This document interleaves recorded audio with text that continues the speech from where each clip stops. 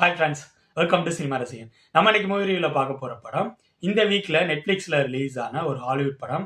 படத்தோட name wake up dead man a knives out mystery. இந்த படம் ஒரு கிரைம் மிஸ்ட்ரி ட்ராமா மூவி. ஆக்சுவலாக 2019 ஃபஸ்ட்டாக எ நைஸ் அவுட் அப்படிங்கிற ஒரு படம் ரிலீஸ் ஆனிச்சு. அது ஒரு கிரைம் மிஸ்ட்ரி ட்ராமா தான். அந்த படம் மிகப்பெரிய ஹிட் ஆனிச்சு. அதனால் அந்த படத்தோட நேம்லேயே ஒரு ஃப்ரான்சைஸை கிரியேட் பண்ணிட்டாங்கன்னு சொல்லலாம். அதுக்கப்புறம் 2022 கிளாஸ் ஆனியன் யா நைஸ் அவுட் மிஸ்ட்ரி அப்படிங்கிற மாதிரி ரெண்டாவதா ஒரு ஸ்டாண்டலோன் ஃபிலிம் ரிலீஸ் ஆனிச்சு. இப்போ 2025 வேக்கப் டெட் மேன் யா நைஸ் அவுட் மிஸ்ட்ரி அப்படிங்கிற மாதிரி அந்த ஃப்ரான்சைஸில் 3வது பாகம் ரிலீஸ் ஆயிருக்கு. இதுவும் ஒரு ஸ்டாண்டலோன் ஃபிலிம் தான். இந்த படத்தோட ஸ்டோரி என்ன, இந்த படம் எப்படி இருந்துச்சுங்கிறத பார்க்கறதுக்கு முன்னாடி இந்த வீடியோ ஃபுல்லாக பாருங்க. பிடிச்சிருந்தா லைக் பண்ணுங்க, கமெண்ட் பண்ணுங்க, அப்படியே என்னோட சேனலை சப்ஸ்கிரைப் பண்ணுங்க. அது மட்டும் இல்லாமல் என்னோட வீடியோஸ் எல்லாம் உங்களோட ஃப்ரெண்ட்ஸ், ஃபேமிலி மெம்பர்ஸ் எல்லாத்துக்கும் ஷேர் பண்ணுங்க. உங்களோட சின்ன ஷேர் எனக்கு ரொம்ப சப்போர்ட்டா இருக்கும். இந்த படத்தோட ஸ்டோரி என்னன்னா, ஜூட் அப்படிங்கிற ஒருத்தர் நியூயார்க் சிட்டியில பாதிரியரா இருக்காரு. அவரு எங்கானவர், இதுக்கு முன்னாடி அவரு பாக்ஸரா இருந்தவர். அதனால அந்த பாக்ஸர் ஆட்டிடியூட் அவர்கிட்ட அடிக்கடி வந்துட்டு இருக்கு. இதனால அவரு கரண்ட்ல ஒரு பிரச்சனை பண்ணிடுறாரு. அந்த பிரச்சனை காரணமா அவரை நியூயார்க் சிட்டிலேருந்து பாரிஸ்ல இருக்க ஒரு வில்லேஜில் இருக்க சின்ன சர்ச்சுக்கு அசிஸ்டன்ட் பாஸ்டரா அனுப்பிச்சு வச்சிடுறாங்க. சரி, தான் பண்ண தப்பு, ஸோ இதனால இதை அக்செப்ட் பண்ணிப்போம் அப்படின்னு சொல்லிட்டு ஜூட் அங்கேருந்து பாரிஸ் வராரு. அங்க அந்த சர்ச்சை தன்னோட ஃபுல்லா கண்ட்ரோல்ல விக் அப்படிங்கிற ஒரு பாதிரியார் வச்சிருக்காரு. அவரு கொஞ்சம் ஏஜ்டானவர், அரகன் டைப்பாகவும் இருக்காரு. ஜூட் அங்க ஃபுல்லா கொஞ்சம் கொஞ்சமா பழக ஆரம்பிக்கிறாரு. அங்க சர்ச்சில் நடக்கிற நடவடிக்கைகள் எல்லாத்தையும் பார்த்துட்டு இருக்காரு. அவர் பார்க்குறப்ப விக் பண்ற விஷயங்கள் எல்லாம் அவருக்கு டோட்டலா பிடிக்கவே இல்லை. இதனால விக்குக்கும் ஜூடுக்கும் இடையில பிரச்சனை கொஞ்சம் கொஞ்சமா உருவாகி 2 பேருக்கு இடையில கொஞ்சம் பெருசாவே கான்ட்ரவர்சி உருவாகிருது. இப்படி இருக்க சூழ்நிலையில ஒரு நாள் சர்ச்சில் எல்லாரும் இருக்கிறப்பயே விக் மர்மமான முறையில இறந்து போறாரு. இந்த கேஸ் இன்வெஸ்டிகேஷன் பண்றதுக்காக பிளாங்க் வராரு. அவர் தான் பிரைவேட் டிடெக்டிவ். இந்த பிளாங்க் கேரக்டர்ல டேனியல் கிரேக் நடிச்சிருப்பாரு. அவர் இந்த கேஸை கையில எடுத்துட்டு இன்வெஸ்டிகேஷன் பண்ண ஆரம்பிக்கிறாரு. இதுக்கப்புறம் டேனியல் கிரேக் இந்த கேஸை சால்வ் பண்ணாரா இல்லையாங்கிறதுக்கு ஆன்சர் சொல்ற படம் தான் வேக்கப் டெட் மேன்.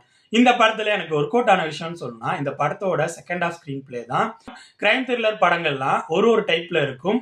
இந்த படம் என்ன மாதிரி டைப்னா, ஒரு மர்டர் நடக்கும். அந்த மர்டருக்கு சஸ்பெக்டா ஒரு 4-5 பேர் இருப்பாங்க. அவங்களுக்கும் மர்டர் ஆனவங்களுக்கும் இடையில ஏதாவது ஒரு பிரச்சனை ஆல்ரெடி இருந்திருக்கும்.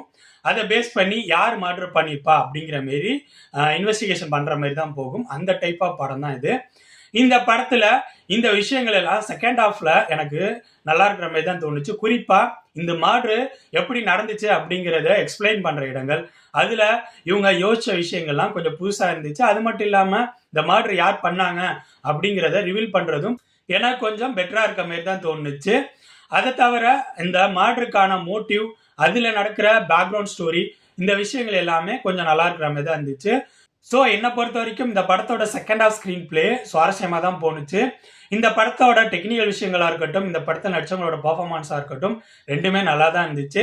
இந்த படத்தோட பிரச்சனைன்னு எனக்கு பட்டது இந்த படத்தோட ஃபர்ஸ்ட் ஆஃப் ஸ்கிரீன் பிளே தான். ஏன்னா ஸ்டோரி ஆரம்பிச்சு கிட்டத்தட்ட அந்த மர்டர் நடந்து இன்வெஸ்டிகேஷன் ஸ்டார்ட் பண்றதுக்கு ஃபர்ஸ்ட் ஆஃப் ஃபுல்லா எடுத்துக்கிற மாதிரி தான் பண்றாங்க.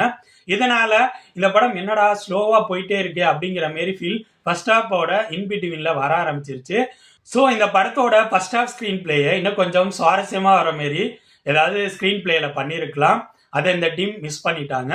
ஓவராலா சொல்லணும்னா என்னை பொறுத்த வரைக்கும் நைஸ் அவுட் பிரான்சிஸ்ல நீங்க ரிலீஸ் ஆன படங்கள்லாம் பார்த்தீங்கன்னா அந்த படம் ஸ்லோவா கொண்டு போய் டேனியல் கிரேக் அந்த கேஸை பிரேக் பண்ண ஆரம்பிச்சு ஒன்று ரிவீல் பண்றப்ப பரவாயில்ல இப்படிலாம் இருக்கே அப்படிங்கிற மாதிரி ஃபீலை கொடுக்கும்.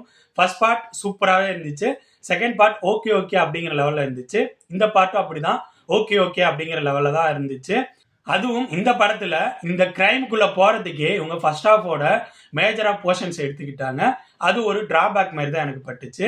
இந்த படம் யாருக்கெல்லாம் பிடிக்கும்னா, நீங்க ஸ்லோவா இருந்தாலும் நான் கிரைம் மிஸ்ட்ரி டிராமாஸ்லாம் விரும்பி பார்ப்பேன். அது மட்டும் இல்லாம நைட்ஸ் அவுட் பிரான்சிஸ்ல இதுக்கு முன்னாடி ரிலீஸ் ஆன படங்கள்லாம் பார்த்து அந்த படம் எனக்கு பிடிச்சிருக்கு அப்படிங்கிற மாதிரி ஆடியன்ஸா இருந்தீங்கன்னா நீங்க இந்த படத்தை ட்ரை பண்ணலாம். இந்த படம் நெட்ஃபிளிக்ஸ்ல இங்கிலீஷ் சப்டைட்டிலோட இருக்கு. ஸோ என்னோட ரிவ்யூ பேஸ் பண்ணி முடிவு பண்ணிக்காங்க இந்த படத்தை பார்க்கலாமா வேணாமான்னு. ஓகே ஃப்ரெண்ட்ஸ், இந்த வீடியோ உங்களுக்கு பிடிச்சிருக்கும்னு நினைக்கிறேன். தேங்க்ஸ் ஃபார் வாட்சிங். இந்த வீடியோ பிடிச்சிருந்தா லைக் பண்ணுங்கள், கமெண்ட் பண்ணுங்கள், ஷேர் பண்ணுங்கள். அப்படியே சினிமா ரசிகன் சேனலை சப்ஸ்கிரைப் பண்ணுங்கள். கூடவே பக்கத்தில் இருக்க பெல் ஐக்கானையும் கிளிக் பண்ணுங்கள். அப்போ தான் நம்ம போடுற வீடியோஸ் உடனுக்குடன் உங்களுக்கு வந்து சேரும். தேங்க்யூ.